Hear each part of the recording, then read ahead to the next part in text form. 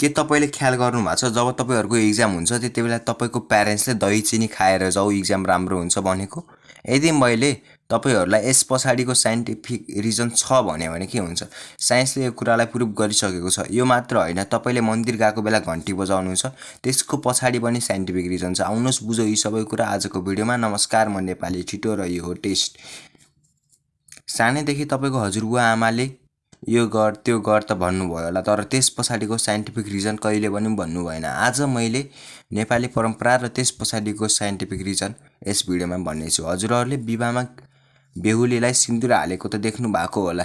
यो परम्परा प्रत्येक हिन्दू घरमा छ। यो कुरा साइन्टिफिकली राम्रो कुरा हो। जब सिन्दुर लगाउनु पछाडि रिसर्च गर्यो त्यतिबेला के थाहा भयो भने सिन्दुर मर्क्युरीले बनेको हुन्छ, जसले विवाहको समयमा स्ट्रेस कम गर्छ। प्रत्येक चाडपर्वमा एउटा कुरा नोटिस गर्नुभयो होला, प्यारेन्ट्सहरू व्रत बसेको, त्यसले हाम्रो डाइजेस्टिभ सिस्टमलाई राम्रो बनाउन हेल्प गर्छ। हिन्दू धर्म अनुसार हामीले पिपल र तुलसीलाई पूजा गर्छौँ, तर कहिले सोच्नु भएको छ किन गर्छौँ भनेर? थाहा छैन होला नि हजुरहरूलाई। म भन्छु, पिपलको रुखले 24 घण्टासम्म अक्सिजन दिन्छ र त्यसैले यसलाई हिन्दू धर्म अनुसार पूजा गरिन्छ। भनेपछि तुलसीको पातमा औषधीय गुणहरू हुन्छ, त्यसैले यसलाई पूजा गरिन्छ।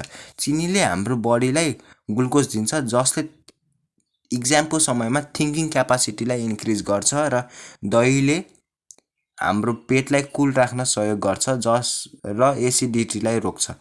जति बेला हामी मन्दिर जान्छौँ त्यति बेला घण्टी बजाउँछौँ, तर किन हजुरहरूलाई थाहा छ? जति बेला हामीले घण्टी बजाउँछौँ त्यति बेला घण्टीको फ्रिक्वेन्सी र हाम्रो ब्रेनको फ्रिक्वेन्सी म्याच हुन्छ र सेन्स अफ पिस फिल हुन्छ हामीलाई।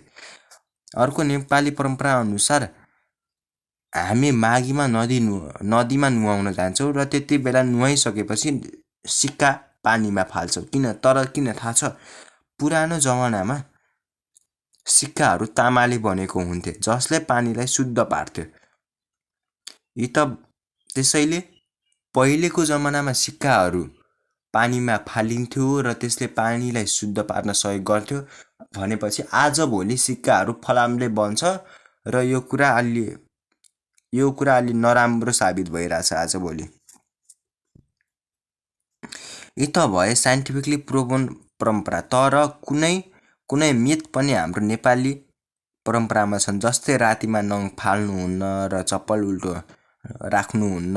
यी सबै मिथ मात्र हुन्। पुरानो समयमा बत्ती हुन्नथ्यो र रातिमा नङ फालेपछि हाम्रो बडीलाई अलिकति क्षति हुन सक्थ्यो, घोच्न सक्थ्यो, त्यसैले रातिमा नङ फाल्न मनाइ गरिन्थ्यो पहिलेको समयमा।